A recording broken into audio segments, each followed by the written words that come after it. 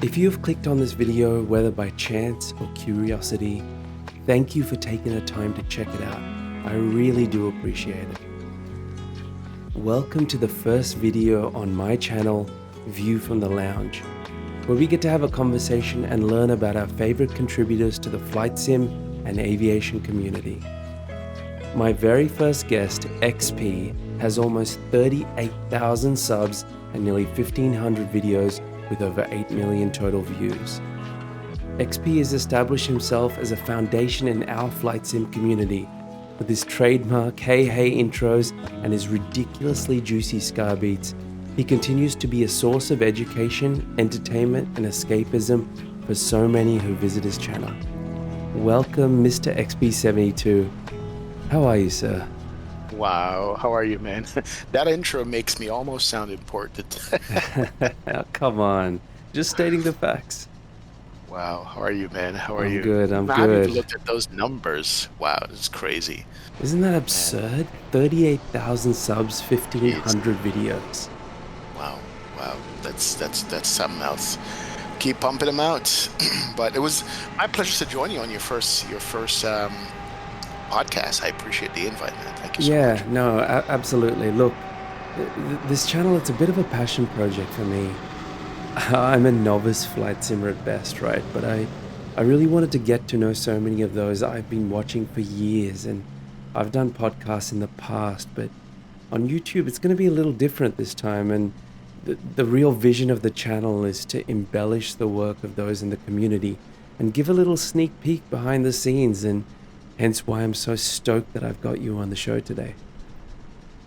No, thank you so much. And there's a lot of us out here doing what I do, and at some point, if you can get everybody on, would be nice, just so people can hear the differences between us, the similarities, and everything else. So definitely, that's a very noble goal that I would sit back and listen to everybody, because you see a face on a channel, but you never know what goes on with them behind the scenes, or how they do it, or how they came about it. So yeah, absolutely. That's something that's pretty cool that you're doing. Awesome. Well, you heard it here first, folks. XP has asked you to also come on my show, so get out there and let me know so I can have a chat to you.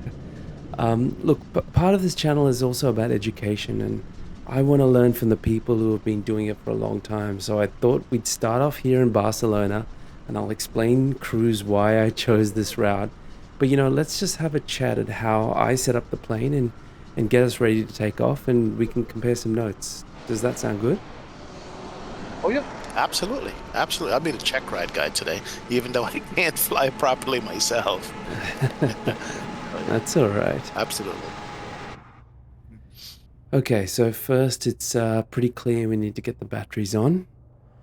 Let's get batteries 1 and 2. Let's get that external power going. The emergency exit lights, no smoking signs, crew supply on, and the ground control. And AD is 1, 2, and 3. It's weird that you're talking about it, and immediately you know it's an Airbus. If you're not watching, you're just listening, immediately you know that it's an Airbus you're firing up, which is pretty Yeah, cool.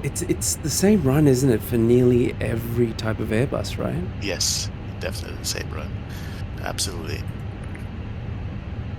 Okay, so I'm gonna come down to my Phoenix iPad here and get my sim brief profile going.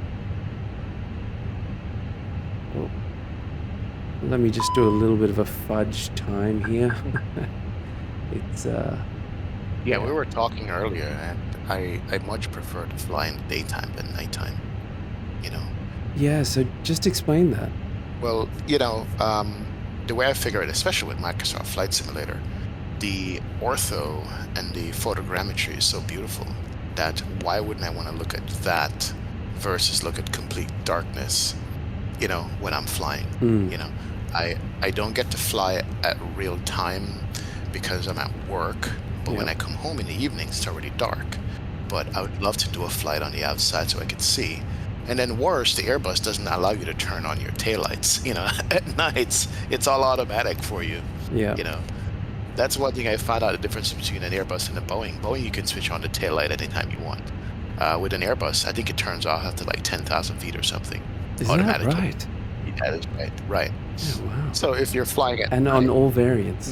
yeah, if you're flying at night, you cannot have that tail light, that logo light on in cruise. Right. Yeah, on an Airbus. But yeah, I'd much rather fly in the daytime just because of the visuals and the scenery. You know, Yeah, fair enough. And we are.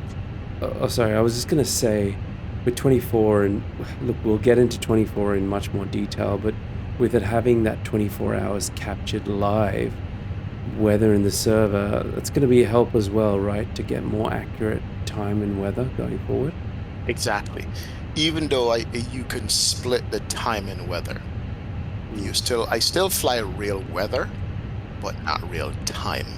Okay. So, if it's gusting 20 at 270, even though that's at night in real world and I'm flying in the daytime, I still get the right weather. So when I'm on VATSIM, that can create a problem if everybody's on a network, not on real weather, then they try to space you out. If you have a tailwind, one person's going to ruin that if they're not running the actual weather that's going on right now. And I've seen that many times where the controller go, hey, so-and-so, are you running real weather? And they're like, no. He goes, you have to. That's one of the VATSIM requirements. I think you have to run real weather on the network, so that they can plan their spacing properly. Because different winds makes a huge difference over time or where you are. Right, and that's something I'm still very much a novice in. Real world ATC and VATSIM seems like a big scary thing to dive into. Was it hard for you to start off with? Oh, very intimidating. I can tell you after I got my VATSIM account the very first time, I connected to VATSIM. I sat on the ground for a good maybe 45 minutes just listening to radio traffic.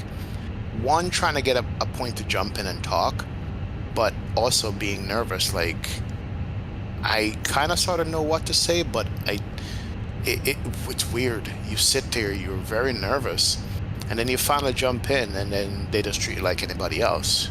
But you have to be ready with pen and paper to remember exactly what they're saying. But it was scary. Right. It's very scary for the first couple of times on VATSIM. You're not trying to get yelled at or ruin somebody else's day or flight. So Yeah. It can. Yeah, of course. Yeah, it definitely can be. And there's no practice VATSIM, is there, to sort of just give it a go without affecting anyone else's day? I mean, there's the built-in ATC, and there's now auto ATC and say intentions. Those are AI driven, and they're very good. Mm-hmm. They talk to you, you speak to them, and they understand what you're saying, and you can follow instructions. But VATSIM is live. It's live people with voice inflections, different speaking patterns, how quick they speak, the emotions. So yes, you could practice with those. You could definitely practice with those, but it's not ever going to be the same as real human beings talking back to you. Because after a while, those things to me become kind of scripted. Yeah, absolutely. And I think that is the appeal and charm of things like Beyond ATC at the moment, because it's giving people that conduit to be able to take that first step into the whole ATC world, right? And give them some practice. And then when they feel comfortable, yep, I'm going to jump into VATSIM. Yep, it's true. One of the videos I did that actually has done very well over the last 4 or 5 years I did it was a VATSIM tutorial.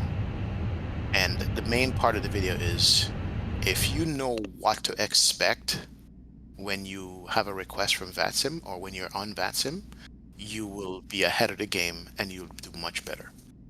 Like, that you are at the gate, you're going to request pushback. And they're going to either tell you to push one direction or the other. So be prepared for that. Then when you request taxi, you have the charts ready to go and you kind of know where your runway is. So when they're giving you the different taxiways to go on, you just write the letters down. You're already ahead of the game, knowing what direction you're going to be going, left, right, and so forth, right? So if you already know that, okay, they're supposed to give me a left turn to pick up the localizer, you already know that it's going to be a left turn. You just don't know when and what degree it's going to be. But you are ahead mentally. Now, if you don't know what they're going to give you, you're off guard, you know, and that can make it very scary because you're like, what? Do you want me to do who? Go where? You know? But once you go VATSIM, though, it is difficult to fly without it. I can Really? tell you that. Is that right? Yes, yes, definitely. I from time to time fly in Australia, and it's when I get home from work, it's early morning for you guys. So usually I don't get coverage, but every now and again when I get coverage, I love it. It's really good. Nice. And are they good controllers in Australia? Oh yeah, they'll even get on at one airport and then disconnect and wait for me at the arriving airport later. You know, same Wow. controller. Yeah, they're very good. They're very good. I'm very thankful for that. Nice, nice. Very. And I've just been doing some of the flow here while we've been chatting. Is that the general way that you sort of get into it? You set up in SimBrief on the iPad and you do your flight plan on here. You might get GSX going in the background and whatever you choose, whether it's instant boarding. Is that how you sort of get into the flows? That is my flow. And I do the same flow for every single flight. You know, you did it first, you powered up the airplane, you get everything running. Then I get my flight plan in the EFB, and then I start boarding with GSX because, you know, it can take forever if you don't have it set right. So while that's going, I kind of sort of try to mimic the real world. So when you're getting on the airplane in the real world, you walk in the door, you turn your head left, and you look in the cockpit. Half the time they're up there setting up, especially if it's the first flight of the day. So that's kind of like what I do in the sim. Like I have the people in the back boarding, and I'm here putting the numbers, and then I'll pop around and look. Now that GSX has passengers walking in the plane, like you know, and sitting down. Yeah, so you kind of like coordinate everything. Look, as a streamer or you're flying an airplane online, you're a coordinator. You're coordinating the fuel, the boarding, the flight plan, the numbers, you know, and you're trying to get everything accomplished within a certain decent amount of time, you know. Absolutely. And you're right, that coordination, it needs to be so precise. So the more you do it, I think the better you get that timing dead on, right? Yes, exactly. That is true. Yeah, the more you do it, the more you get that flow going. You know, it's that flow, and it usually works out to be around the same time for me, anywhere between 30 minutes, believe it or not, by the time I'm done, and then taxi out, take off in 45 minutes. And then I get yelled at, are you going already? You're not pushed back yet? Let's go. I'm like, no, I'm enjoying it. This is the best part of it. Because once you get in cruise, you just sit there and just watch the plane, you know. Yeah. So that's a great point, and I'm glad you brought it up because it's one of the things I was keen to chat to you about was, realism versus simulation and fun. Are there any times where you're like, you know what, I just want an easy flight, instant boarding, instant fuel, get up in the air, watch a video or something, or does that take away from what you are trying to achieve? That's a great question. And fortunately or unfortunately, no. There is no easy boarding, no easy fuel. There's no line up on the runway and have the sim running and take off and go. Because most of us want to throw that autopilot switch on as soon as we get off the ground. So then you're completely ruining the immersion for what I do. Now, there's people who don't have the time, right? They go to work, they come home, they just want to get a flight done. So they do, like for instance, I get yelled at well, not yelled at, but be like, hey, you know you can import your flight plan from VATSIM right into the plane. I'm like, yeah, I know, but I rather type it in the FMC. I rather Right. type in the waypoints, I type in the departure and the runway and everything. The only time I import it is it's a long haul which has like 80 different waypoints. Then I'm not going to type that, right? But 95% of the time I'm typing it in. It's like practice. And, I'll be getting my PPL. I'll be starting my PPL soon. And what you don't understand is that it's a workload in the real plane for any pilot. And you need to get used to that stress of having to put everything in and doing it yourself. There is no VATSIM import. you know, I know that a lot of these real world pilots can get a lot of things importing from ops into the plane, A cars and things like that. However, majority of the people, they have to put it in manually, you know.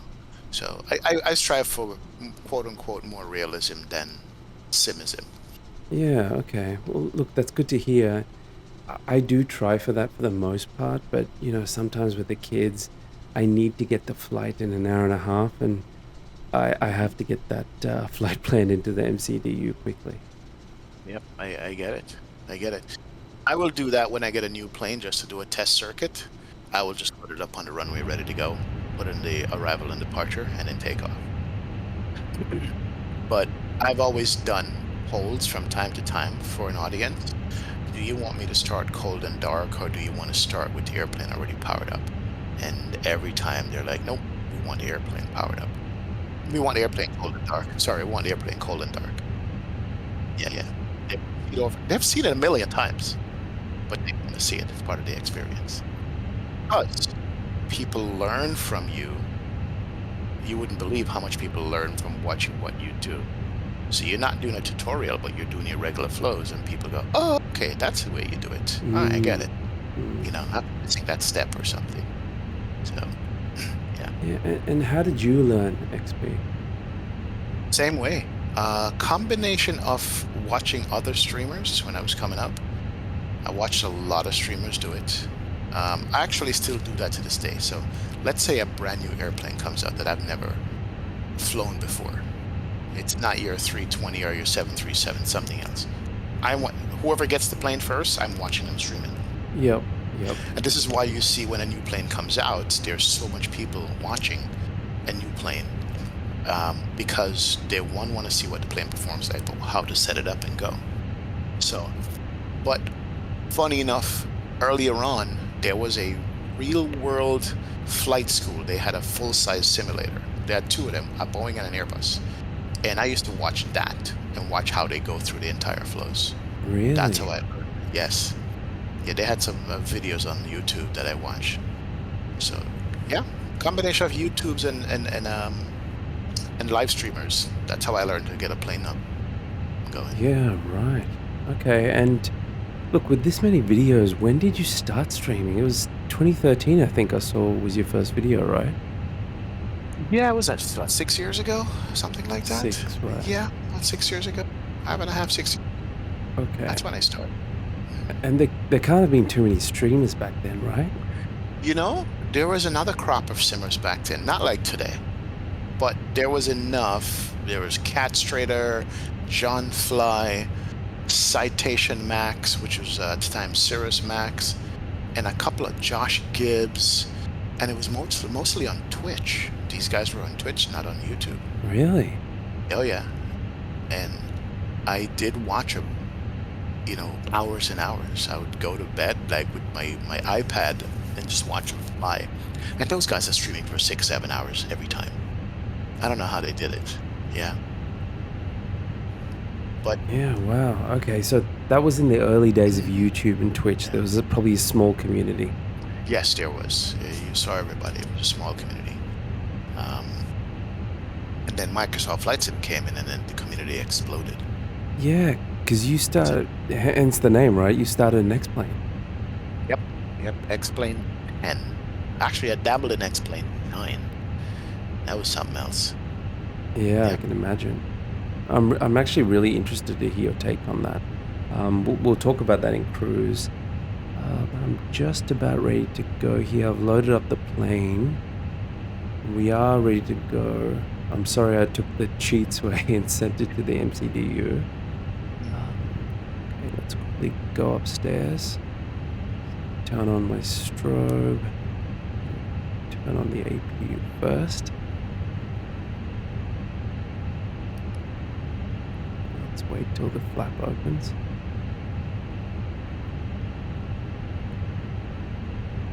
Now, are you an early APU starter, or do you prefer to run off the GPU? I half and half. I always start up a GPU, and then somewhere, I pretend it's real. Like, oh, there's passengers on board, so I better get them some air or some heat or something. Let me turn my GPU on and switch over. You know, some things I do like quote unquote real, and some things I just completely like. Nah, I'm just doing it my way.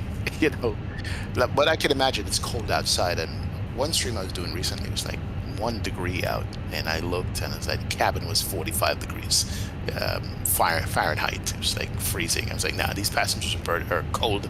Let's heat up the cabin. You know, it's modeled in the airplane, so you know, I'm just gonna use it. Yeah. Absolutely. All right, let's get the bleed on.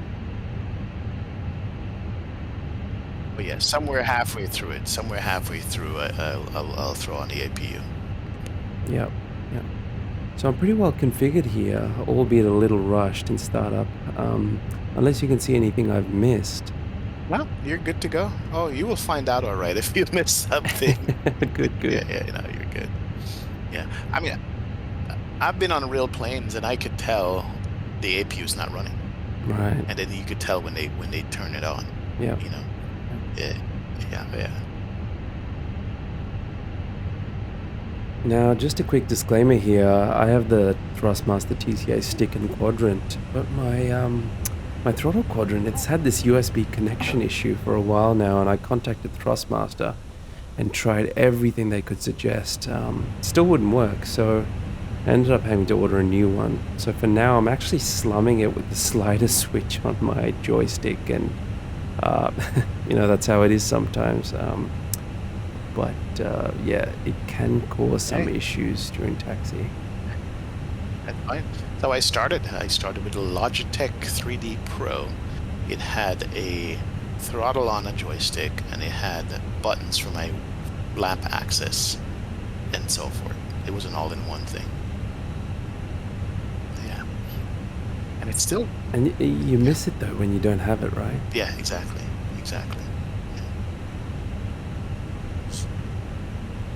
Okay, 16,000, I think we're good.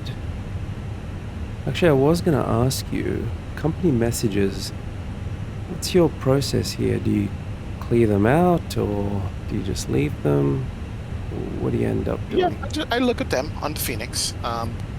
The information it could give you is the load, the final load sheet, so you can use that for your numbers when you're setting up. But it's one of those things. It's like not necessary. You can completely ignore it, you know, and go through it after you take off and you're in cruise. But I don't live by it. You know, I hate it when it tells me I'm late. I'm always late anyway. It's like, oh, please explain to ops why you are 500 minutes late. I'm like, what?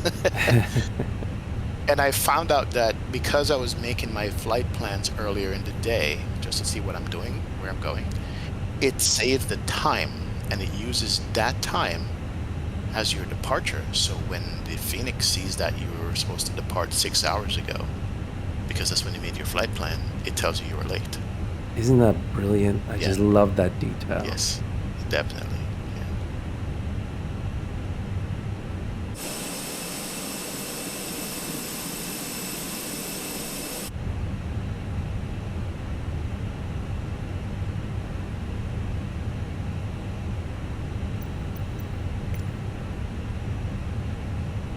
We were just talking about this before the stream, but GSX can be hit and miss with me sometimes. I don't know. It's a real strange thing. Yeah, I had a love-hate relationship with GSX when it just came out. I couldn't get it to work properly. I didn't understand it. Then it crashed. But lately, it's been very good for me, and it's a game changer. You know? Oh, it is, isn't it? Yeah. When it works seamlessly, it just changes the whole realism of the experience. It certainly does. It certainly does. I did a cargo flight was it last night or so, just prepping for a stream I'm going to do, and it didn't, when I requested pushback, it actually specified the actual taxiway that it was going to push me on. I was like, is this an update? Yeah, it's very good. So it is a game changer. Look at this beautiful sunrise here in Barcelona. Nice. So we are heading from Barcelona to Nice, and a couple of reasons I chose this XP. Been fortunate enough to fly into Nice actually at sunrise, coming up over the coast over Marseille, just spectacular. I love doing this route. It's a quick one, about an hour and change. It's a great one to test planes on, and it's got that top-notch scenery the whole way through. And yeah, absolutely love doing the route. Yeah, I love coming over the mountains. I love it. And then going down the coastline to land. That's Nice is one of my favorite places in France to fly to all the time. Yeah, it's a beautiful approach, isn't it? It always delivers. Yeah, definitely. Even flying out of Nice, depending on the direction you're going to go, you're circling over the ocean and gaining altitude as you climb up over the mountains, going back north, I would say. Yeah, it's a nice one. Definitely is. Now, engines. I was pretty late on that, admittedly, and I'll turn on engine 2 when I'm getting pushback. Are you the same? Do you start both engines pushback? What's your normal protocol here? So, for Airbus, it's engine one, as far as I heard from a real world Airbus pilot. Something to do with the hydraulics, or just so the hydraulic system work. So it's one and two, and then with a Boeing, it's two, then one. And I Maybe started, that's where I've gotten that. yeah. Then I started the engine somewhere halfway in the pushback, unless I'm close to a building and I'm like, all right, I can't start it. So one thing I miss with X-Plane, um, X-Plane's got a thing called better pushback. It's a freeware. That's what most everybody uses, and you're able to actually map out your entire pushback route. So not just push you back, but also pull you forward to a specific spot. So it's like a double action. It pushes you back, then it starts pulling you forward to exactly. You could set it to taxi you all over the entire airport. Set up a route, hit the button, it will do it. So I missed that feature from X-Plane, where let's say you're in a tight alleyway and you don't have enough space to push the plane all the way back. It will push you half the way and then pull you forward along the taxiway for clearance purposes. Oh, that sounds handy. Oh yeah. I think GSX might have it, but nobody uses it. It's a little bit harder. Yeah, I think GSX has that location editor, right? And it just takes away from the realism a bit, doesn't it? Right. Exactly. Okay, engine 1. Look, I've done it in reverse, but I'll get that right next time. Okay, now what is your flow here? Are you locking the cockpit door, putting the TCAS on? Yes. So at the gate before pushback, it's going to be a TCAS. It's going to be what do you call it, Jace? What's the beacon? Beacon Yes. light. So TCAS, beacon, and then start switch. So the start switch is what puts the bleed pressure where it's supposed to be to start the engines. So have you ever sat on a real flight, real world, and all of a sudden you're pushing back from the gate, the AC cuts, and there's no air coming out the vents, and then you're starting to get hot. Yep. That's what it is. They turned off the bleed to the packs, and now the bleed is going to be used for the engines. And I'm sitting there going, I'm such a geek that I'm like thinking about all the different stages as what's happening in this real plane in the real world, because we do it in the sim.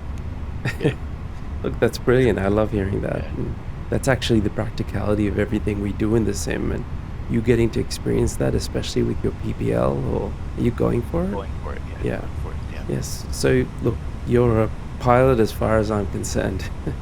We can do it on the computer. Just need the real world training now to follow up. But Okay, so let's get the taxi light going here. Tell the cabin we're good to go. GSX, not happy. To let them know I have a good engine start. Let's do that.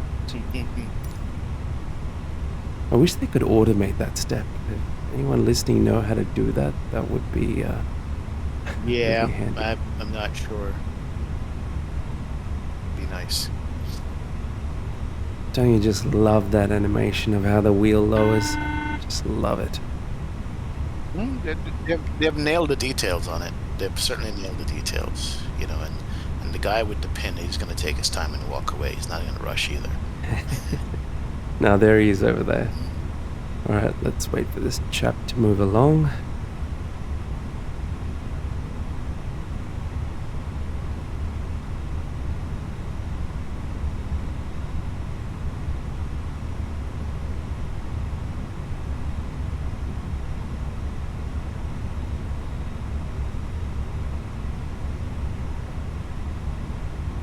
Nice. Now you're all about to see some pretty ordinary taxiing from me with no throttle quadrant, but let's see if we make it work. Nah, it will work. It will work. It's an Airbus. So as long as you get it out there, get it up, you don't need the auto throttle. You don't need the throttle quadrant. It's all automatic for you. I like to say Airbus is a computer with wings. It really is, isn't it? And PMDGs as well. They're beautiful representations of the aircraft, and I think they're all brilliant. But that Airbus has that line of continuity across all the variants that just makes it super easy to fly. Yeah, that's what it was designed for. Not my words, but Airbus was designed for low-time pilots. You know, so think about back then before the Airbus came about. I've watched the documentary several times. So you had, you know, the McDonnell Douglases, the Boeings, you know, and all these other people, and they all had so much different philosophy. Cockpit buttons, if you're going to an MD-80 and look at the cockpit layout, it's like there was like zero thought in any of this stuff. They just threw switches everywhere, right? You know, just lights, buttons, switches. There's no pattern to it or anything, you know, whatever. And then Airbus, I guess, had a chance to sit down and go, okay, hold on. We need to do this better. It's a lot more challenging because the airplane's not telling you in detail what's going on, right? And so that is the philosophy of Airbus. That's why it's so, you know, all lights out in the overhead, you know you're good, so forth and so on. And the 757, 767, and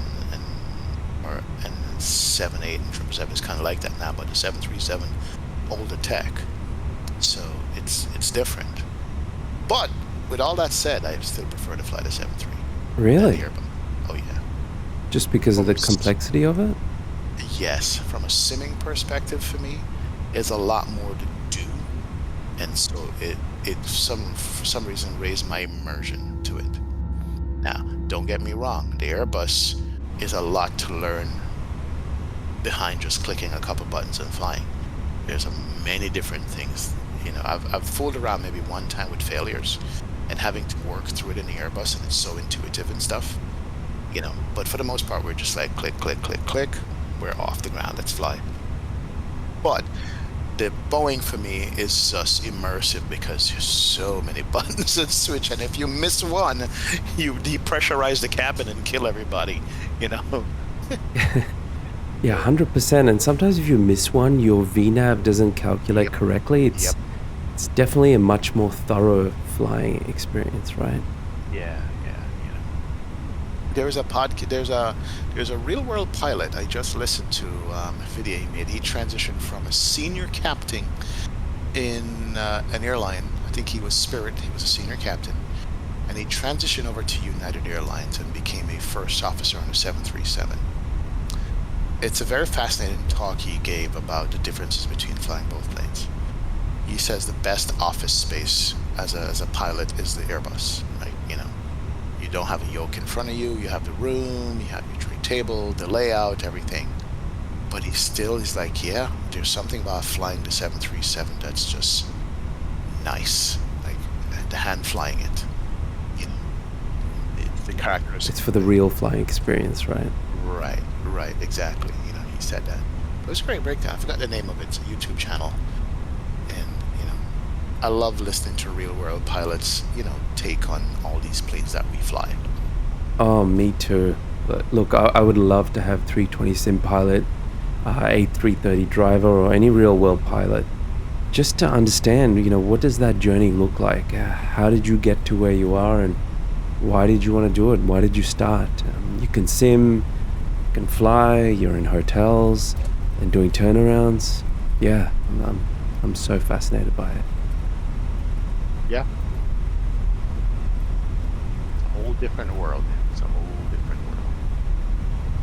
So the journey with a PPL, is that a stepping stone to becoming a commercial pilot?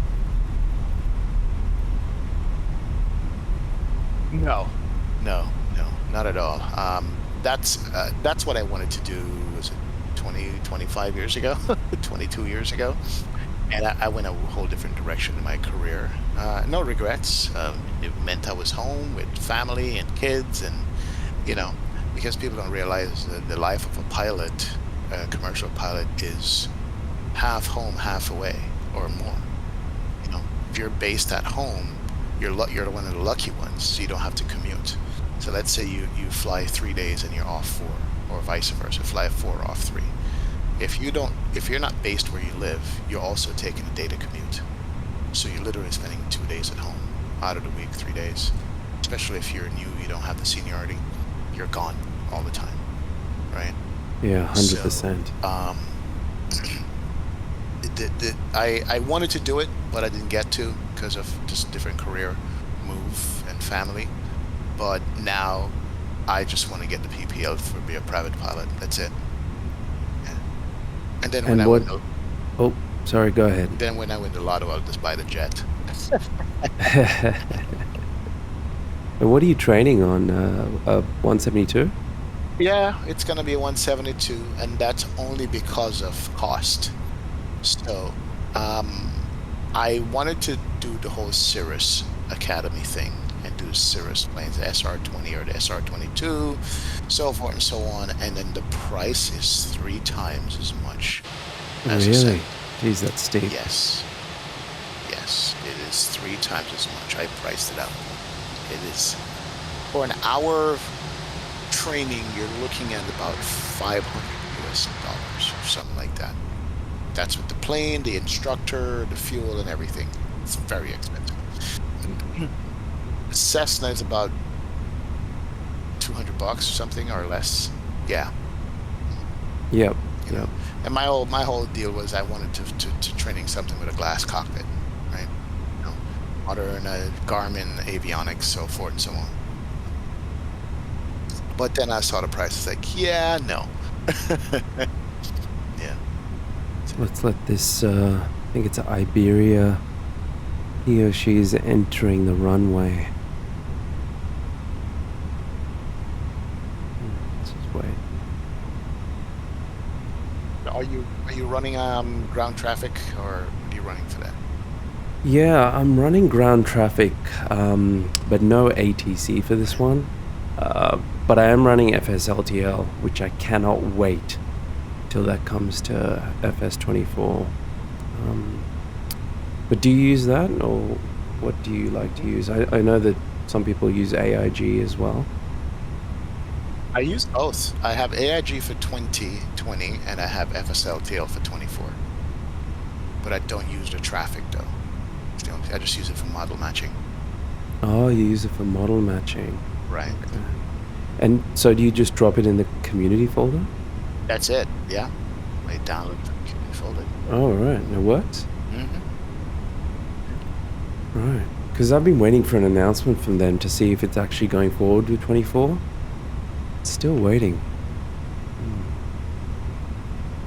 Might give that a go though and see if I can just drop it into the community folder. Yep. Try it. You never know. Try it and see.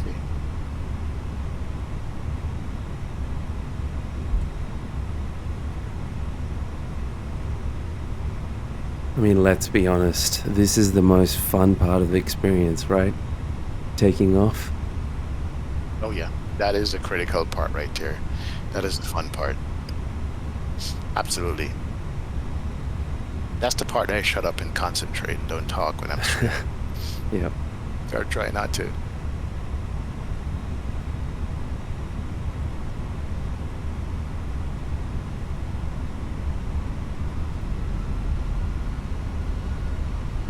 Alright.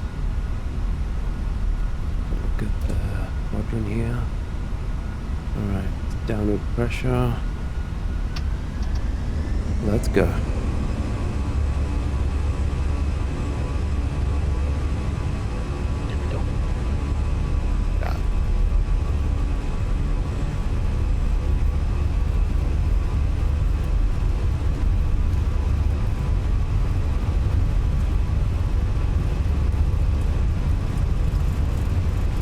Right, center line, baby. Get it, get it. Not bad, to be honest. Better than my usual. As long as you get it off the ground, man. Yeah. Positive rate, gear up.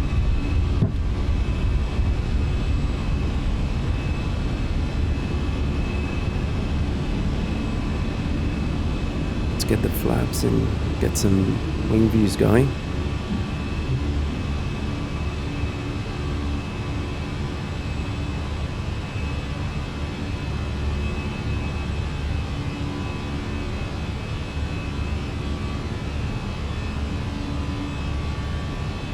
I mean, the sounds of the Phoenix, come on.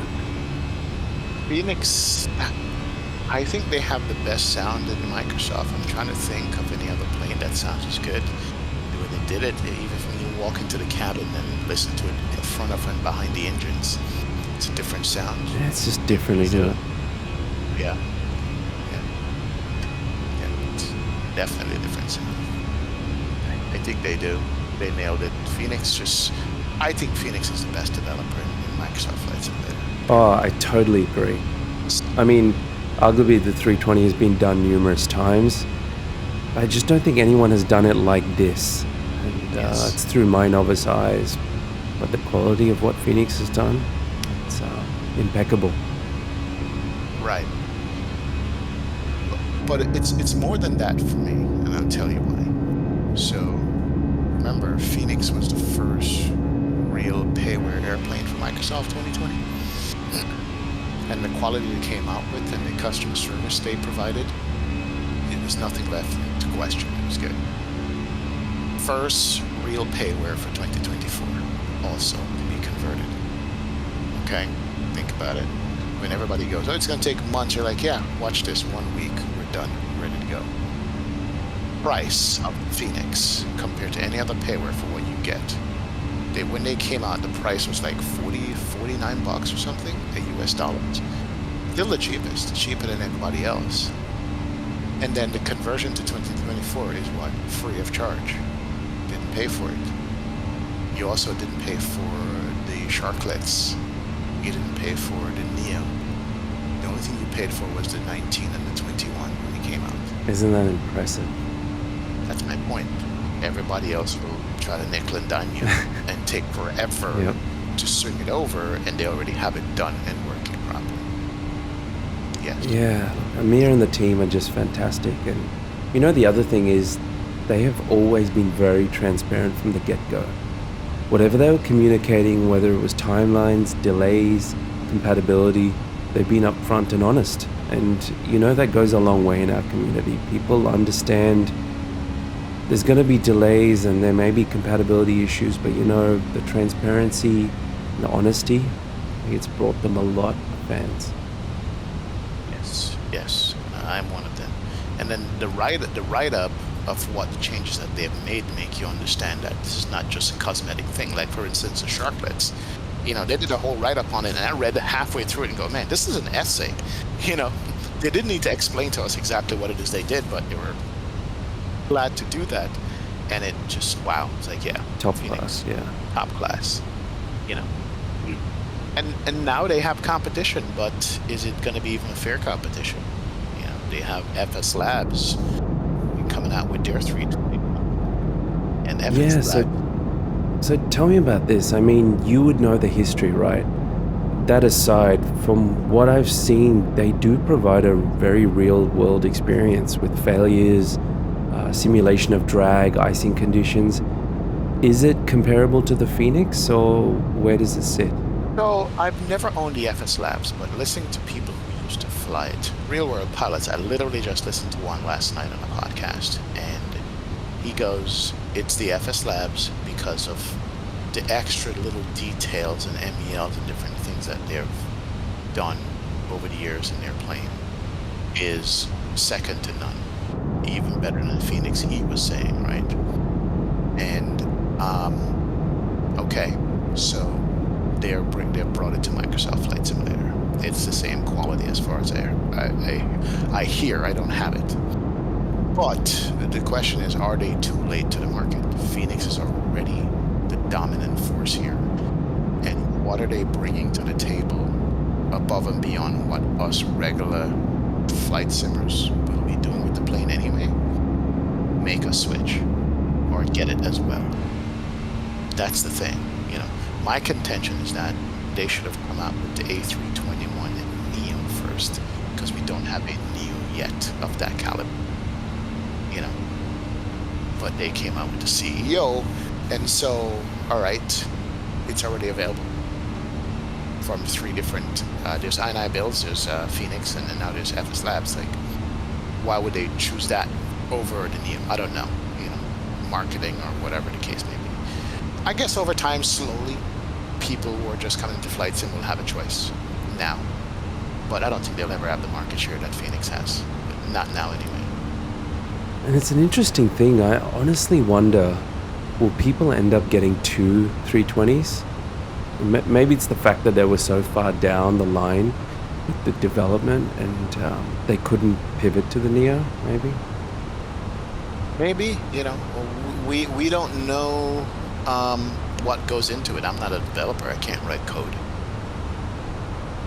But yeah, maybe they were. They were just, you know, their timeline was not as fast as Phoenix's timeline, and we just have to run with what they got, and that was it. You know? But we'll see. Time will tell. Time will tell. Yeah. Okay, as we come up to our restriction point here, I did want to have a chat about our brand new, shiny, fantastic Flight Simulator 2024. Can you give me the honest XP review?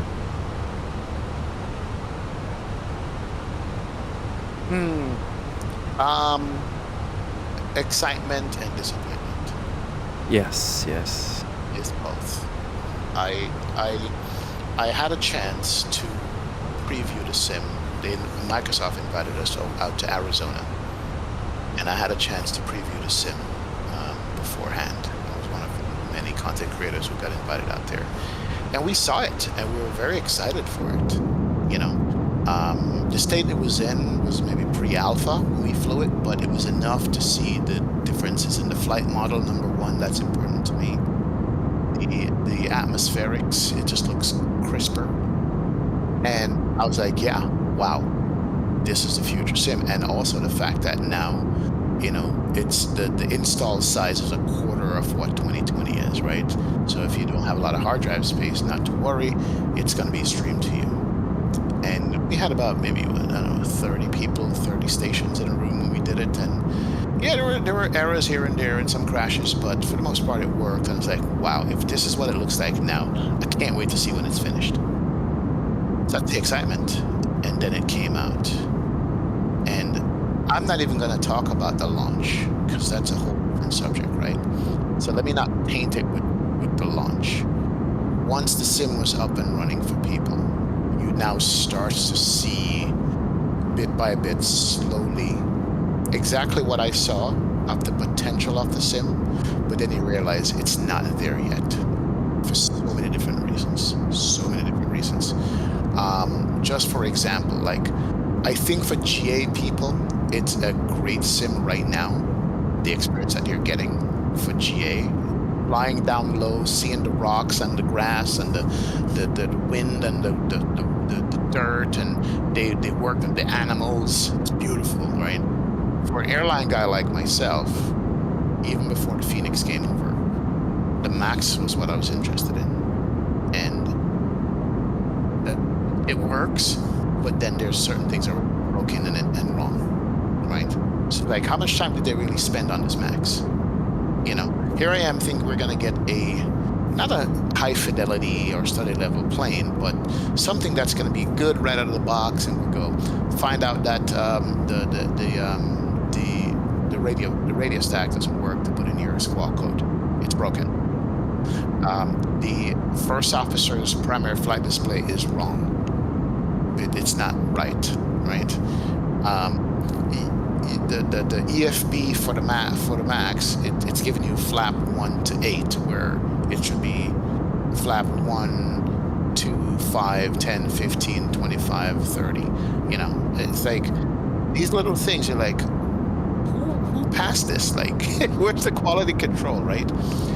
You know, and then you have the random crashes, and then you realize there's other planes with a similar situation where you can't start it from cold and dark. You know, GA planes, you have to start at Control E, and so it's almost like it's half done. You know, they had a deadline that they had to meet, they brought it out, but it's still being ironed out. I still get crashes. What I realize is that some of these planes, when I load it up, you have to actually wait for the plane to fully load in the preview window before you even select your new livery that you want to use that's coming with the plane. And if you don't do that, it will crash. You can't, like, I'm used to clicking so fast, click, click, click, going through the steps. You have to give it like 3 to 5 seconds for the thing to load up properly. Things like that.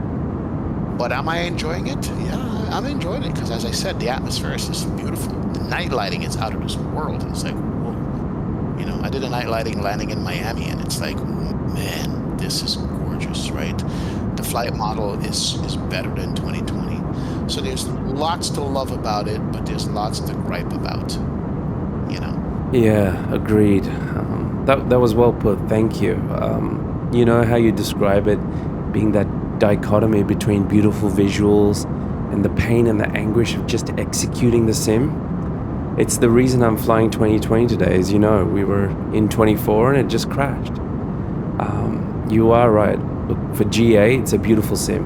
I mean, for all planes, it's a beautiful sim, but the airliners are just so half-baked. And it's unfortunate.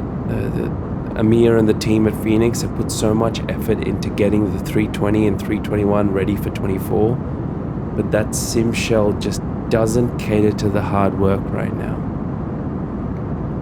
And, you know, my frames keep dropping, and you and I have the same system, and it's quite a decent system. It should be magic on 2024, but instead I'm getting massive frame drops, getting crashed to desktops, I'm getting some massive stutters.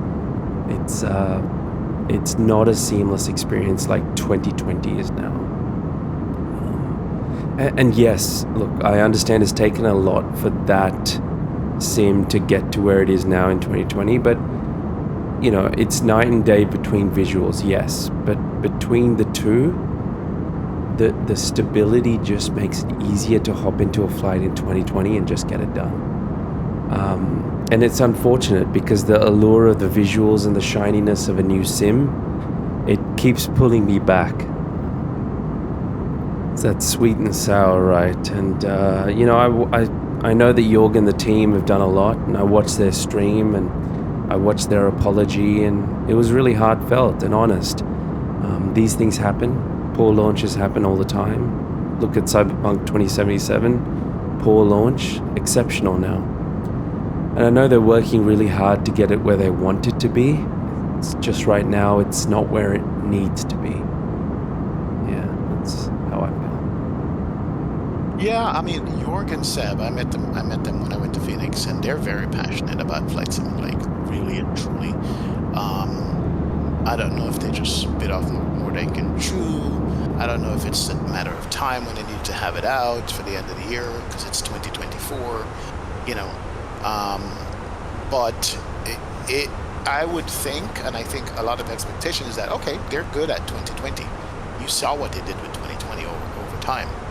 So you would think that, okay, so 2024 should be up there as far as readiness, you know, earlier than 2020 to be ready because they have the experience.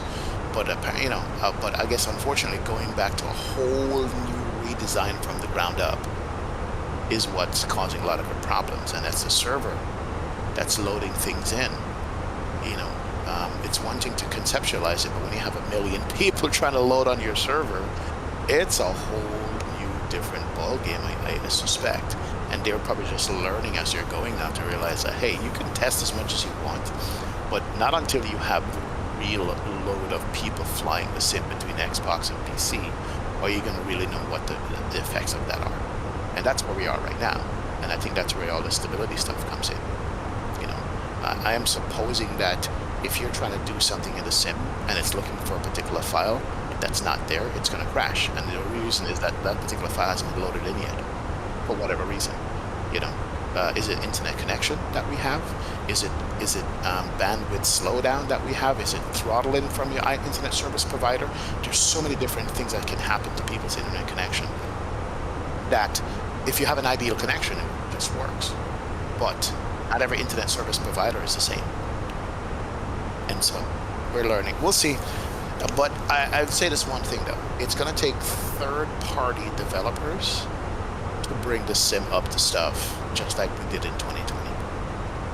I'm learning now, whether it's FSX, P3D, X-Plane, Microsoft 20, and Microsoft 24, it's third-party developers that bring the sim to life for us and the kind of flying we do. Whether it's the scenery or the airplane, we cannot rely on default anything. We just can't. Yeah. So true, so true. And I mean, even the A330, as good as it is, it's just not up to that reliable level where even a novice simmer like me can just tell the differences and how easily and smoothly it should run. Look, I will say with 24, I was on that early bandwagon of why can't we just download everything to our PC? Why can't we just have it all stored? And I think Seb did a great job of explaining, well, it's actually 1.5 terabytes or something incredibly high or ridiculous like that. But even just to let us download the planes or the scenery where we want to fly the most, and I know that's the direction they're going.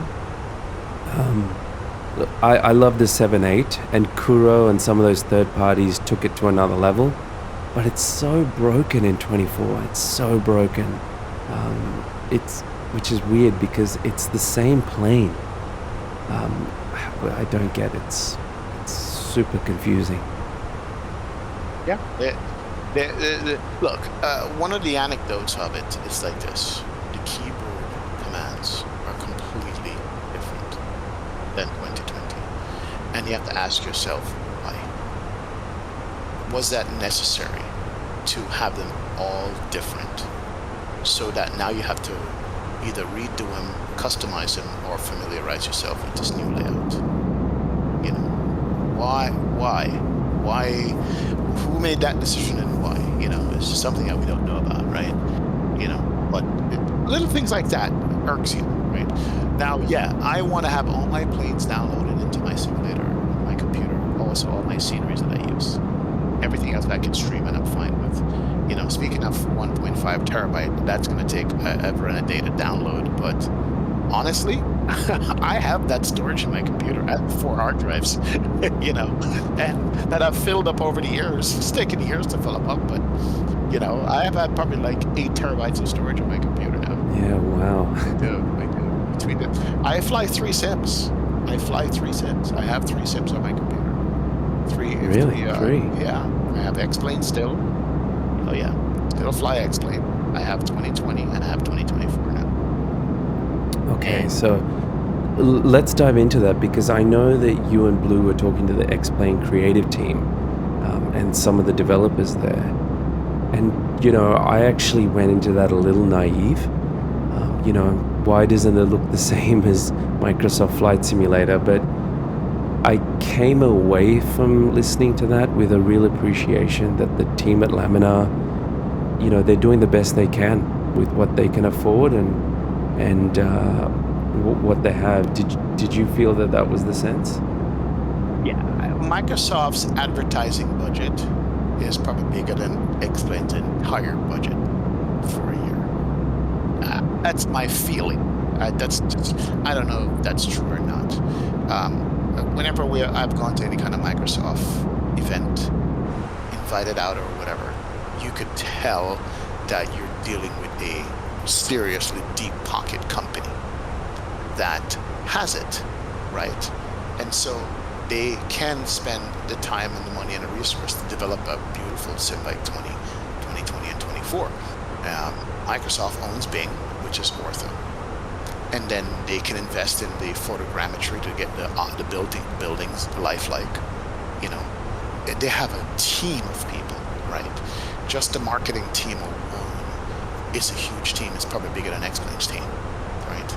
So the way I view X-Plane now and why I still fly it, people are like, why are you still flying X-Plane?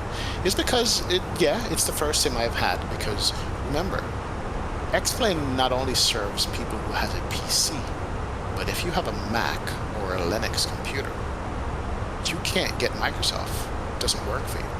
And there are many people who are Mac-based because that's what they use for their jobs or their graphic design at home or whatever. And those people would have to go out and buy a completely whole new computer just to fly Microsoft. See what I mean? And so X-Plane serves that market. It also serves the commercial side, which is it's being used and certified to be used by the FAA in a lot of flight schools. That's a different side of the business. But for the what do you call us now? We are the not the commercial users, but we are the casual users or whatever, users. It serves a lot of people for that. And I still also think that X-Plane does a few things better than Microsoft does. Okay, and what's an example? Okay, simplest thing, replay mode. That might sound like, oh, replay? Really? Yeah, replay is so simple. It's built into the sim from the ground up. You can do all kinds of things with views and flybys and all that stuff, right? That's simple. 2024 flight model is good. I'm not a real-world pilot, but I think X-Plane's flight model is smoother. Just the way the plane behaves and feels. That's me, right? You feel the difference. It's a sharper feeling simulator. You could tell the weight of Microsoft Flight Simulator 2020 and 2024 because there's so much going on. It doesn't move as sharp and crisp with the mouse inputs and the way it models the yoke moving in the cockpit and the trim wheel. Little tiny things that 99.9% of people don't care about. Unless you've flown X-Plane, you don't know. It actually doesn't even matter, to be honest. So X-Plane will still have a place in my heart. There's still developers working on planes coming out that I know of and scenery. And it's a niche sim at this point. It's a niche. It will never be as big as Microsoft. I don't think it will ever even look as good as Microsoft, even when they update it, right, graphically. But you have a group of people who have grown up on it, they love it, and they're not going to give it up because of the little things that's in the sim that the average person won't see and get and don't care about it, to be honest. But it's good because it's competition. Believe it or not, I just heard the other day that one of the guys at Microsoft hired for the flight model was an X-Plane employee. Yeah, I heard that. Yeah, it's like, what? Really? So forth.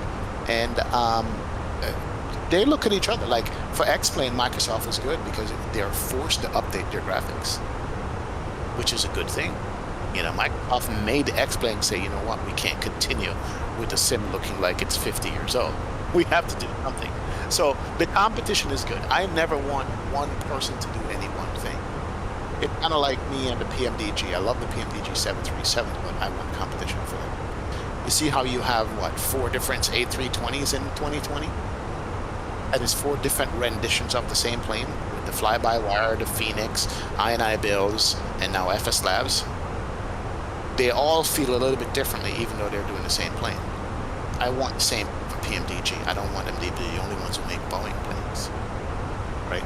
I want the competition. I want people to work off of each other, and we benefit from that as a consumer of it. 100%. And you've flown 2024's flight model. How does that compare to X-Planes, which is so beloved by the community? It's close. It's close. It's almost there. Now, again, not a real-world pilot. I've only flown a real plane 3 times. Yeah. But as far as from a simming perspective, the fluidity of X-Plane is what I like. 2024 comes close to that. It does. V1 Sim, real-world pilot, did a comparison between the Phoenix and the Tolis and X-Plane A320, and it was a great video to watch and break down both. And I think that, of course, X-Plane lost because of graphics, and then also because the light crosswind was exaggerated in X-Plane, But they're very close. They're very close together. Oh, wow, good. Very close. And what was that third sim that you mentioned, XP? So, explain 2020 and 2024. Ah, 2024. Okay, I Right. thought you were going to say P3D. No, I've never flown P3D or FSX. I was a Mac person. That's how got me a flight sim. I was a Mac. That's what got me started on X-Plane was I had a Mac, and I saw some video. Goes, what is this? Why are people filming in a cockpit? And it wasn't real. It was a sim. it was a what's that military sim called? It Oh was yeah, the really high forget. fidelity one. Yes, that was it. I was flying an A10, and that got me searching. And the only sim I could find for my Mac computer at the time was X-Plane. I was like, all right, this is it for me. And I kept going from there. Okay, well, let's dig deeper into that. So tell me what the journey was like. Why flight sim? What got you interested to start it, and what got you streaming it? Real quick, I worked for two different airlines as a flight attendant. I worked for United Airlines, and I worked for a charter airline called Now Air. And back in those days, especially with Tower as a charter, I was able to go in a cockpit for takeoff and landing. That was before 9/11, and security wasn't as it is now. And it was all 747s, the 200 versions. And I used to enjoy that. I used to go sit in the cockpit, put the headset on, and watch these guys work. You know, and I found myself hanging out with the pilots and mechanics more than I did with the flight attendants. I was like, you know what? I'm gonna be a flight attendant. I'm gonna be a pilot. And I went to United after that company went bankrupt.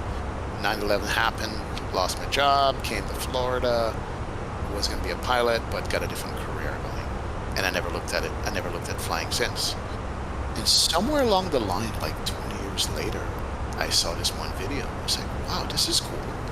And I realized it was a flight sim. Like, there's a thing called a flight sim. Jumped on it, started doing it, and as anybody would pick up flight simming, we think that what we're doing is unique. And I wanted to share my videos. Like, I'm gonna make flight sim videos. This is gonna be cool. I want people to see that you can take off and land on a runway in a sim, you know. I didn't realize that this is already being done, and I'm just the latest guy to try it. And I started recording the videos and running into problems where halfway through my video, either I didn't press the record button, or my mic wasn't working or being picked up, or something was wrong. And then I had to go back and edit out mistakes. So you needed a big hard drive, you needed editing software, you need time, you have to re-watch your own recording, you got to cut out the different pieces. It was taking too much time. And then I discovered that you can live stream it. I was like, all right, I'm just gonna do it live. Then I can go back and edit out sections because YouTube provides a little basic editor to cut stuff out. I'm gonna do that. And that's what started me live streaming. So I can go back and re-edit these videos on YouTube. And after a while, like, I'm not even re-editing anything. I'm just gonna leave it be and run with it. But in the meantime, I start from one person watching to 3 people watching to 4. Then I got to 10 people watching. It's like, whoa, there's 10 people watching me now. And that moved, and then, I guess I came in the right time. Over time, the audience numbers started developing, and that's it. I became a quote-unquote streamer. All right, wow, fascinating. And That, were you nervous doing it, or what was the feeling? uh, talking to one person or 2 people for 3 hours, you have to find a lot of things to say and talk about. That would be yourself. I wouldn't say I was nervous, but yes, getting on the mic the first time and realizing you are now broadcasting to the entire world if they wanted to watch you is something else. When you hit that go live button, you are now talking to potentially millions of people. You only get 5 people watching, but potentially people can see it. And then the second stage was deciding to put your face on camera. What does that mean? What is that? Now you're out there. People can recognize you if they met you in the street. Funny enough, when I was a flight attendant, on my days off, when I would go to the mall or go to the department store, I've had people recognize me. People come up and go, I know No you. way. Like, what? You mean you know me? Like, yeah, I know you. Like, where? It goes, you were on my flight the other day out to Miami. I was like, oh, okay. Yes. Yeah, that used to happen, man. Yeah, right. And over the years, you built up this community, and I'm sure You've got your lifelong fans that come on each of the streams, but you must always be getting new people, hopping on and trying to learn how to fly, I guess, through simulation. Yeah, yeah. There's always new people coming in, and never forget that you get the same questions 200 times over the years. And at first you're like, wait a minute, I answered this question 3 streams ago, but no, this is a new person. They don't know. They weren't watching, so you got to answer it again over and over. Yeah, can be repetitive, but yeah, true. And look, what are the highlights over the flight sim and streaming journey? The highlights of it, flightsim Expo. Flightsim Expo. Flightsim Expo happens here in the U.S. Basically, it's like-minded people for a weekend, and you get to look at hardware vendors and hardware and software. But the biggest part about it is meeting the people who you've been talking to online, putting a name to a face, right? And people coming up to you left, right, and center, and you're like, oh my word, these people are real. Isn't that amazing? Yeah, that's what happened. FS Expo is the highlight. So many people come up and say hi. Hey man, I watch your streams, thank you so much. Hey man, my son watches your streams. Or people bring their kids, like, yo, dad will come up and go, hey man, my son's here, he watches you all the time, can you come over and say hi and take a picture? I'm like, yeah, wow, nobody. That's a pinch me moment right there. Yeah. Oh yeah, absolutely. Those are highlights. Having members now that's been around for 5.5 years. These are the guys who've been here from day one, right? You remember, like, you're my 3rd sub, and they still drop in time. Hey man, how you doing? Like, wow, I haven't seen you in a while. Still here. Those are the highlights. And how often does the expo happen? Once a year, so yearly in June. So there's a new one coming up now in Rhode Island, northeast of the United States. So the first one I went to was in Orlando, Florida. That was unique. I met lifelong friends there now. Second one was in San Diego. Third was in Houston. This last one was in Las Vegas. And this one is now Rhode Island. 5 years worth of it. It's like a kid in a candy store. You get to see all the hardware that's coming out. You get to try all this in VR headsets, and you get to hang out with like-minded people that you've known online from your forum or your Discord or the streams. How cool. I mean, isn't that the best? Yeah, it is. It is. So, speaking of hardware, it's the first thing that anyone asks in a stream is, what are your specs and what are you running? So let's get that out of the way. What are your specs and what peripherals do you use? So currently, it's a Ryzen 9 7900X, my very first AMD anything. The graphics card is a 4080 Super, a GeForce RTX 4080 Super, 64 gigabytes of RAM, and a 750 watt power supply. And as I mentioned, I have 4 hard drives in here. I think maybe 8 terabytes in total. This one I built myself, believe it or not. This one I built my first time building a PC. And it was, most of this PC is donationware from Really? audience. Yes. And I'll tell you. So my first computer was a Mac. Then I realized it was inadequate. So I bought a used computer off the internet. There's a thing over in the US called OfferUp where people sell used stuff. I bought my first PC. It worked. It's not good enough. I got a cheap graphics card and a cheap CPU, and I changed it myself. Second PC, same thing. Another used one, but a little bit better. The third one I finally bought brand new from Dell, the computer company over here. The fourth one I bought again, upgrade, and then this last one, when Microsoft came out, I realized I needed a new beefier PC, and people heard me talking about it. Somebody hit me up, private message, hey man, I got a CPU that I'm not using. I just changed out to something else. Do you want it? I'm like, are you sure? They're like, yeah. I'm like, how much do you want for it? They're like, nothing. Just give me your address, send it to you. That's the rice. The graphics card, a gentleman, David Isaac, saw me at Flight Sim Expo. I was doing a stream with PMDG when it came out, Troop 7. And he goes, hey, I need to talk to you. I'm like, sure. He goes, hey, I got a graphics card at home. It's brand new. I don't use it. I bought another one. You want it? I'm like, what? You joking? He says, yeah, here you go, 4080 Super. Unbelievable. Yeah.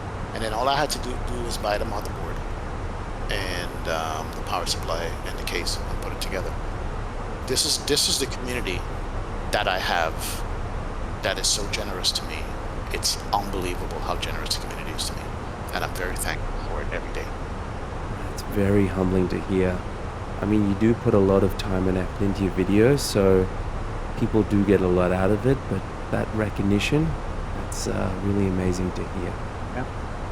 Same thing with the hard drive. A guy goes, hey, I heard you talk about you're struggling for storage. I got a 4 terabyte SSD. You want it? Oh, sure. Thank you. Yeah, I'll take it. Yeah, no, but this is it. There's people out there supporting. And as far as the peripherals are concerned, I met Wing Wing at Flight Sim Expo, and then I saw they had for the Airbus FCU. They sent that to me. I have that. I did some work for Thrustmaster, some videos for them, and they sent me all the hardware, the yoke and the throttle and stuff for the Airbus and Boeing. Then this new company, TU FCU, they sent me the FMC with changeable faceplate.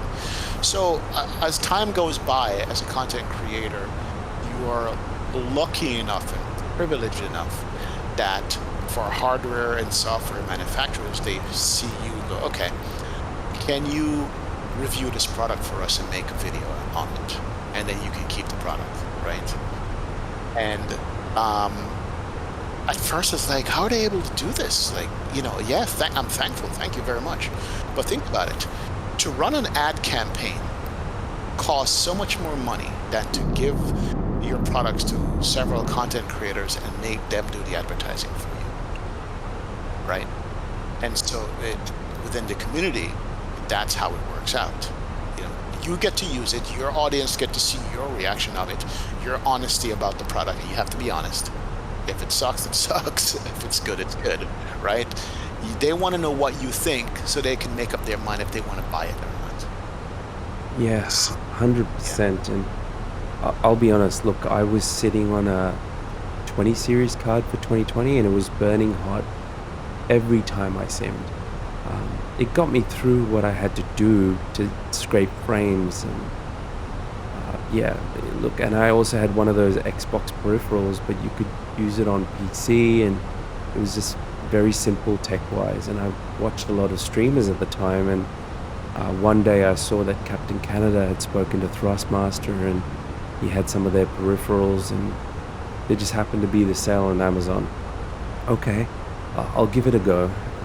It's night and day, going from very generic peripherals to something that has the word Airbus on it.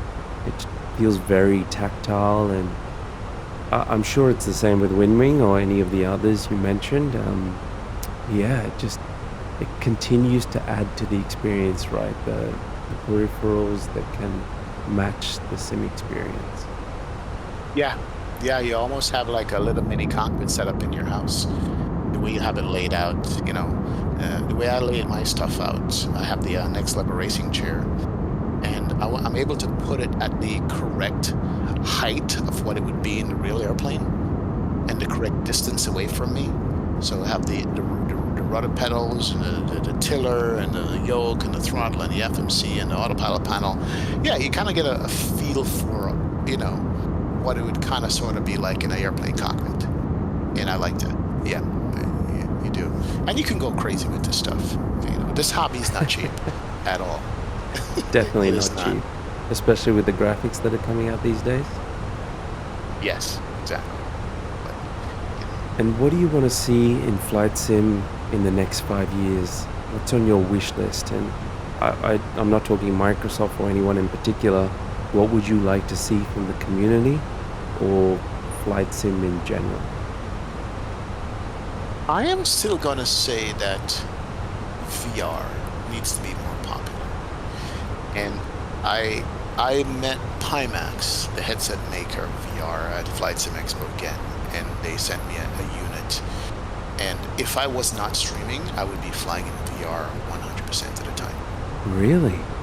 VR is almost one-for-one immersive as the real plane. It's a whole different perspective. My description is like you walk into a real airplane as a passenger, you turn your head left and you look in the cockpit and you go to your seat.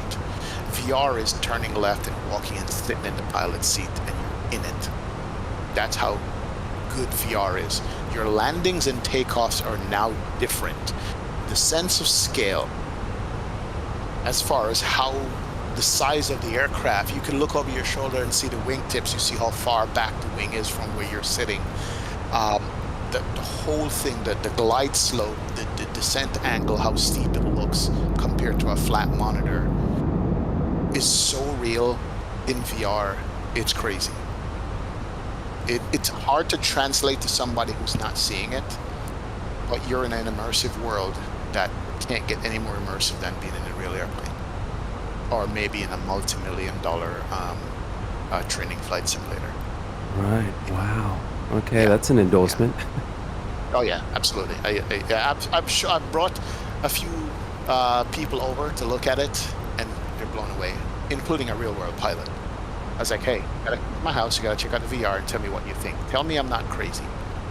And he sat here and he played in it. He flies the Airbus, and he loaded up in the Airbus, the Phoenix. And I never forget, he's doing the takeoff roll, and he takes off, and he's reaching up into the sky and trying to touch buttons to do his flow, only to realize, oh crap, I'm in VR, it's not the real plane. Right. Yeah. Wow. There you go. I mean, I'm not saying we have pushed the envelope as far as a 4K monitor is concerned, but we have. Microsoft has delivered on how beautiful the sim looks. The Phoenix has delivered on how high fidelity you can get in an airplane study level. You know, the sounds are good. All that is great. Like, we have the peripherals now that are economical, like the wing stuff. You can afford $100. You know what I mean? Yeah, Things like yeah. that. You have the Thrustmaster yoke that's really nice to use, unless you're going to get into more higher end equipment that are heavier. But you can only go so far unless you're going to build a full cockpit in your house, right? However, VR, I think, is that next level that it needs to become accessible in terms of the goggles not cost $1,000, right? The price needs to come down on that. Is that how much they cost? Yeah, anywhere between 600 to 1,000, depending on the clarity you want to have in the lenses in the VR, and it makes a difference, right? Also, I could not run VR until I had this 4080 Super graphics card, because it's basically two 8K monitors in the headset. 8K. Yeah, it's that intensive. It's basically the equivalent, yeah, of 8K. Yeah. To give you the visuals that you're seeing inside of it. It's hard to describe that. So that would be the next frontier in flight sim, And where it becomes. for the uninitiated, just explain how it works. Are you still using a mouse and keyboard? How are you, for example, hitting the altitude? Well, all right.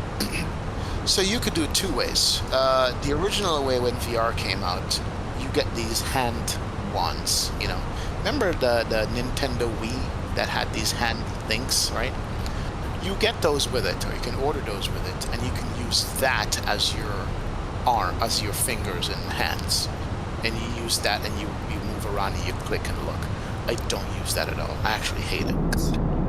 I use my mouse. My mouse is in one spot. So my mouse is what is used to flip all the switches and stuff. And then my physical hardware is such that when I'm in VR and I see the yoke in the sim, when I reach out to touch that yoke, I'm touching the actual physical yoke that I have mounted to my desk. Same thing with the throttles, same thing with the flap handles and everything. Same thing with the radio stack, right? It's all in the hand's reach, and your brain is so good to remember where your stuff is. You don't have to look, and you don't have to see it to be able to touch and manipulate it. It's right there. So it matches up with what you see in VR, right? Autopilot panel, the Airbus one, believe it or not, same thing. Your muscle memory allows you to reach out and touch the knob, even though you can't see it physically. And if you notice the autopilot panel on the Airbus, all the buttons are different. Look at the autopilot panel right now in the Airbus you're flying. You notice some of the notches on like the heading is different from the speed, is different from the altitude. That's for a reason. Why are they all different? Because they feel different. You don't have to look up right. You know exactly what you're touching. So that matches up in VR, so where you don't need the controllers to use it all. Like at least I don't use it. So it's all there. It's all there. Your brain is that good to remember the positions of these things, right? So it's a combination of the physical hardware and what you're seeing that creates the immersion. I mean, that sold it for me, but if it wasn't $1,000+, and I'm sure it's even more in Australia. Exactly. You know, but I would love for the price of it to come down to at least half, you know, and so a lot more people can have access to it. Definitely, that's what I'm looking forward to, the future of flight sim. But what we have now is great, man, compared to what was before. Oh, I mean, it's another level, isn't it? I started off in 2000. No, actually, I had a stint in Flight Sim 98, but I didn't have any peripherals. I just had a keyboard and mouse. It was good, but it just didn't hit the spot. But then I remember a friend had sent me a trailer for 2020, and it looked like real life. Like, I just could, there's no way that was actual gameplay. Probably cinematic or something. But then when it was actually gameplay, look, I had to get back into it. I had to see what it was like, and for the most part, it was true. Yeah, it's true. It's definitely come a long way. And I guess you're going for your PPL, so you know, will Flight Sim, is it going to be enough for you, or will it feel a bit generic? I think it will. I mean, I look at all the real-world pilots. There's several real-world pilots who fly sim. They go to work, they fly a real plane, and they come home and they sit. A V1 sim, 330 driver, flight deck to sim, 320 sim pilot, you know, black box 711, and they sit for hours in flight sim. Why? Isn't it amazing? Yeah, I think it's the love of aviation. I think, you know, it's the love of aviation. That's what it is. And for those guys, you know, so I think it will be the same for me. You know, I think it will be the convenience of having a desktop computer at home versus going to the airport, spending the money, getting the fuel, destination, time, setup, you know, weather planning, all that stuff. If you have it at home, especially if you have VR at home, yeah, it's a no-brainer at that point. You know, that's my thinking. So XP, I'm coming into my approach now. Just give me insights here. When do you think about activating your approach phase? Or do you just leave it and let VNAV take you down until you get to decel, let it do its thing? I start planning my descent about 80 miles out. I start putting the numbers like the weather and the altitude and the minimums and so forth. And then I'll let the autopilot do its thing. Because I'm mostly on VATSIM, you want to do that because you're going to get now vectors and turns and twists.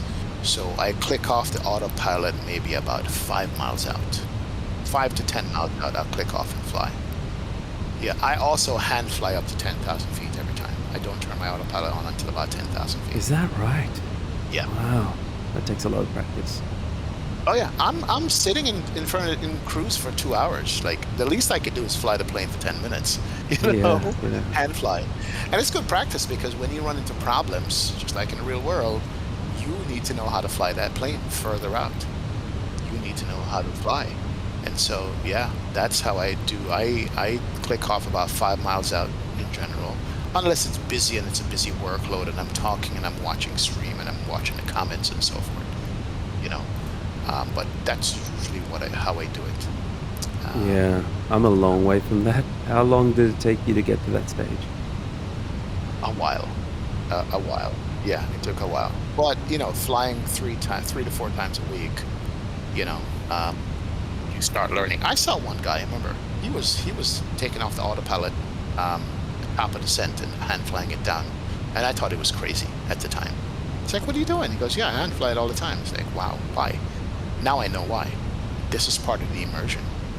Once you get over point A to point B with autopilot, now you want to challenge yourself and see how much flying can you really do by yourself without relying on it.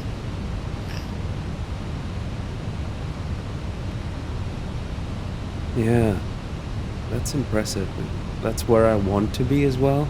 I think the issue is time.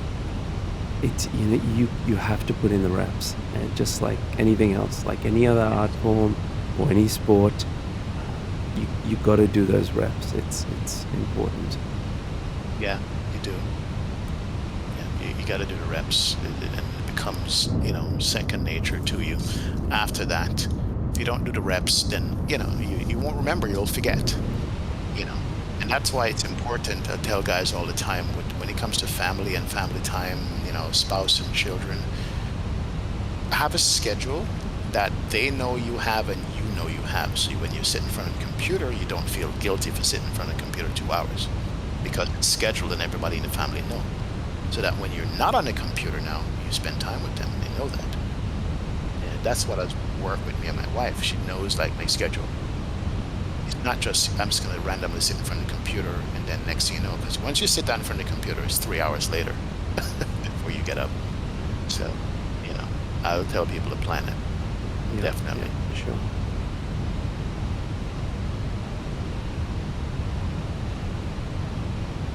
So I'm just coming into the approach now, and you would click off at this stage. Once I pick up the localizer and the glide slope and I'm stabilized, yeah, I'll click it off. Yeah. That's usually when I click off and go, yeah, my time to fly. My time to challenge myself and see if I can maintain altitude, speed, and centerline. And in the Airbus is easier because the auto throttle is doing it for you. That's how you fly the Airbus. But in the Boeing, I'm clicking off the auto throttle as well. I'm hand flying down. Yeah, okay. That's the way I do it. Bring her in. Bringing that speed down here.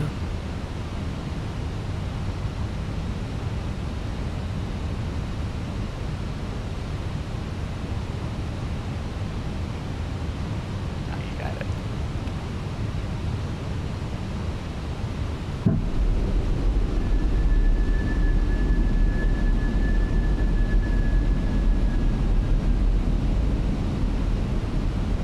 Yeah, and then managing your speed out is one, make sure you're stabilized and stuff. Okay, okay.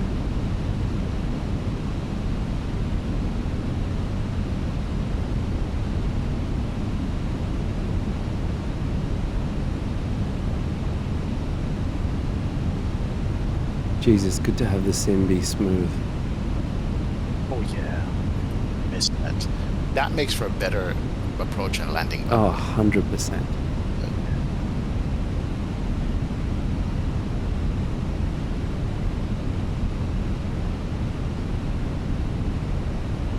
1,000.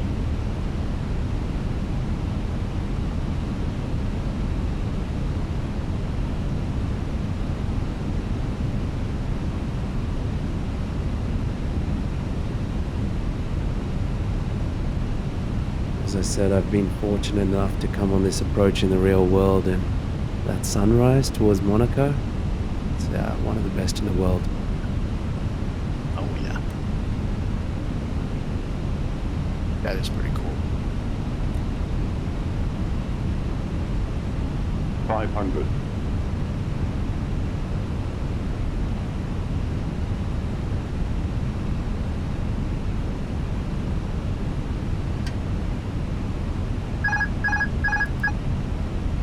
How far out are you? 500. Oh, nice. I'll shut up. Sterile cockpit. 200.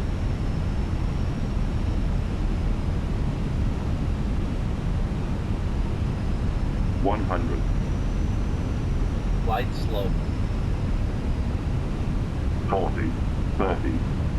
20. Retard. Retard.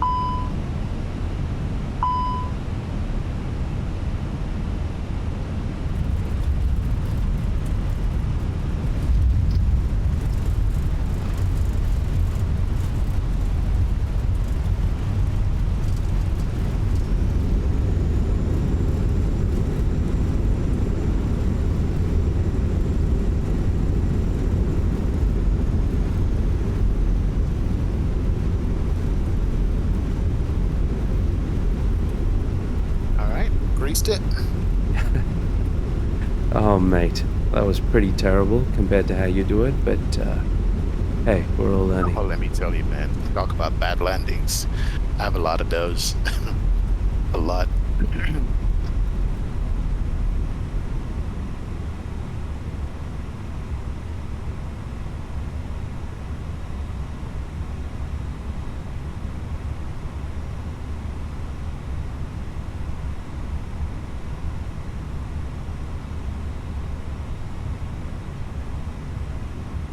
There's a few frame drops here. Yep. Yep. Frame drops.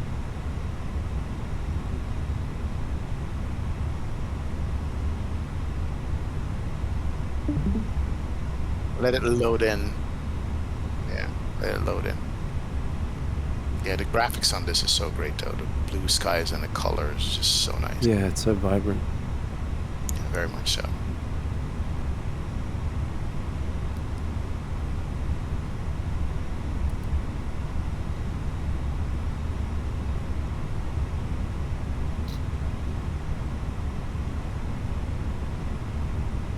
Not great flight, man.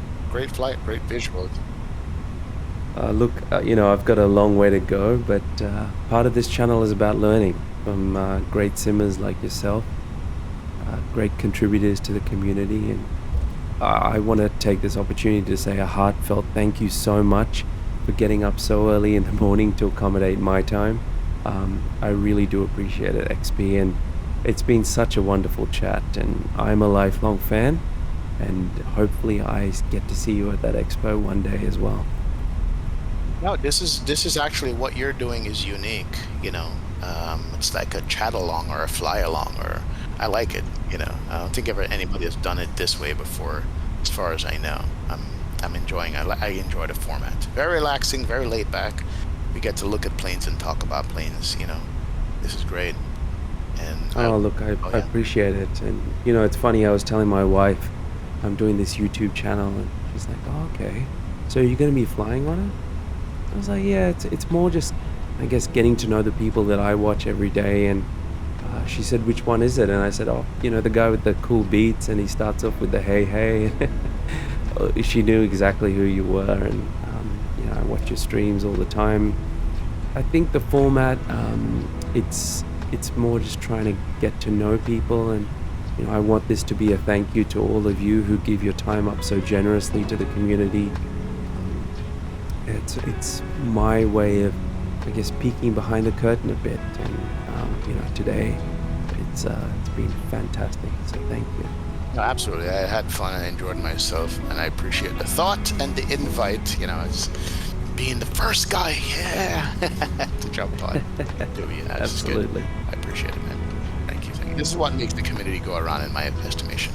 This is the community right here. This is it. Yeah, this is the community.